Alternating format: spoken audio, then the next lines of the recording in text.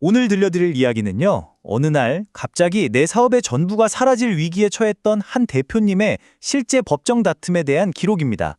이게 남의 일 같지만 사실 언제든 우리 이야기가 될 수도 있거든요. 자, 한번 상상해보세요. 내 사업의 거의 전부나 마찬가지인 정말 핵심적인 비즈니스 파트너가 하루아침에 아무런 예고도 없이 갑자기 관계를 끊어버린다면 어떨까요? 바로 이 막막한 질문에서 오늘 이야기가 시작됩니다. 오늘 이야기에는 두 회사가 나와요. 한쪽은 수십 년 동안 한우물만 파면서 시장을 개척해온 우리나라의 병임업체 A사고요. 다른 한쪽은 이름만 들으면 전 세계 누구나 아는 거대한 음료기업 B사입니다. 딱 봐도 다윗과 골리앗의 싸움 같죠? 아니 우리가 몇 년 동안 이 한국 시장을 다 키워놨는데 어떻게 하루아침에 우리를 이렇게 내칠 수가 있습니까? A사 대표님이 실제로 법정에서 했던 말이라고 해요. 이 한마디에 그 당시에 어떤 충격, 억울함, 배신감이 다 담겨있는 것 같지 않나요? 90%? 와, 정말 엄청난 숫자죠. A사 전체 매출에서요, 무려 90%가 바로 이 B사와의 계약 딱 하나에서 나오고 있었던 겁니다. 이건 그냥 주요한 파트너 수준이 아니에요. 뭐랄까, 사업의 생명줄을 B사가 그냥 꽉 쥐고 있었던 거죠. 바로 이 절대적인 의존도가 이 비극의 시작이었습니다. 정말 영화처럼 어느 날 사무실로 팩스 한 장이 딸랑 하고 들어온 거예요. 거기엔 아주 차가운 한 문장이 적혀 있었습니다. 계약 종료 통보. 이 종이 한 장이 A사가 수십 년간 쌓아올린 모든 걸 한순간에 무너뜨릴 수도 있는 그런 위기의 시작이었습니다. 자, 여기서 이제 진짜 중요한 질문이 나옵니다. 이 사건의 본질이 대체 뭘까요? 그냥 힘센 대기업이 힘없는 파트너를 찍어 누르는 우리가 흔히 말하는 갑질일까요? 아니면 좀 냉정하게 들리긴 하지만 계약서에 쓰인 대로 정당한 권리를 행사한 걸까요? 법정에서는 바로 이 문제를 두고 정말 치열하게 다퉜습니다. 양쪽 주장이 아주 팽팽하게 맞섰어요. A사는 이건 명백한 갑질이다. 공정거래법에서 금지하는 불공정거래 행위다. 이렇게 주장을 했고요. 반면에 B사는 무슨 소리냐. 우린 그냥 계약서에 적힌 대로 우리 권리를 행사했을 뿐이다. 이렇게 딱 맞선 거죠. 여러분이 판사라면 어느 쪽 주장에 더 마음이 가시나요? 이 싸움 결국 1심, 2심을 거쳐서 대법원까지 올라갔습니다.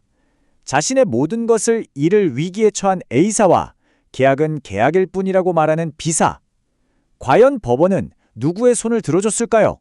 한번 결과를 예측해보세요. 아마 많은 분들의 예상과는 조금 달랐을 거예요.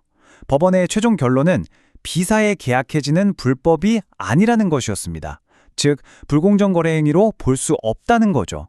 결국 A사의 주장은 받아들여지지 않았습니다. 아니 왜 상식적으로 생각하면 A사가 너무 억울해 보이는데 도대체 법원은 왜 B사의 편에 들어준 걸까요? 지금부터 그 판결문 안에 숨어있는 논리를 한번 차근차근 파헤쳐 보겠습니다. 여기가 오늘 이야기의 진짜 핵심이라고 할 수 있어요. 법원 판결의 가장 큰 기둥은 바로 이 계약 자유의 원칙이라는 개념이었습니다. 이게 뭐냐면 쉽게 말해서 우리가 가게에 가서 여러 물건 중에 뭘 살지 자유롭게 고르는 것처럼 기업들도 누구랑 거래를 시작할지 또 누구랑 거래를 끝낼지 자유롭게 결정할 수 있다는 거예요. 시장 경제의 아주 기본이 되는 대원칙이죠.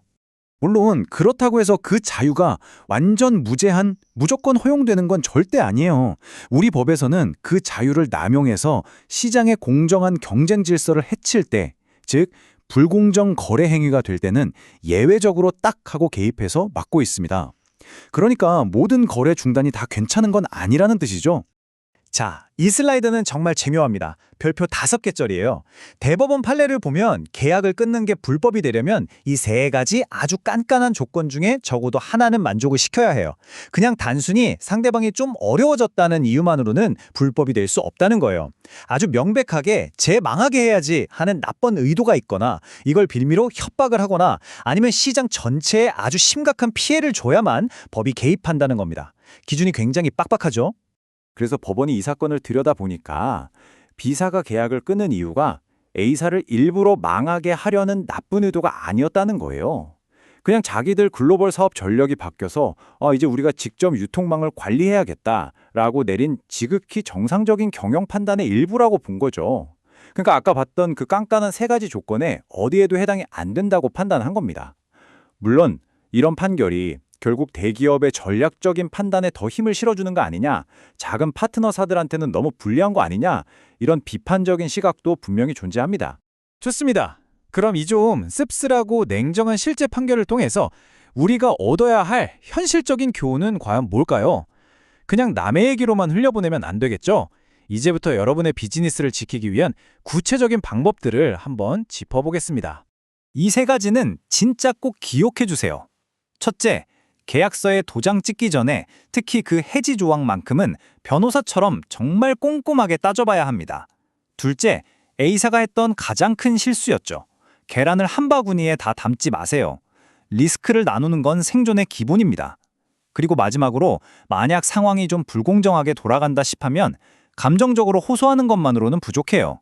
이메일이든 녹취든 나중에 법정에서 힘이 될 수 있는 객관적인 증거를 차분하게 모아두어야 합니다. 오늘 이야기를 마치면서 마지막으로 이 질문을 드리고 싶네요. 지금 여러분의 비즈니스를 지탱하고 있는 그 파트너십, 그 믿음의 근거는 대체 무엇인가요? 서로 간의 막연한 신뢰인가요? 아니면 어떤 상황이 닥쳐도 나를 보호해 줄 수 있는 아주 명확하고 구체적인 계약서 한 장인가요? 이 질문에 대해서 한번 깊이 생각해 보시는 계기가 되었으면 좋겠습니다.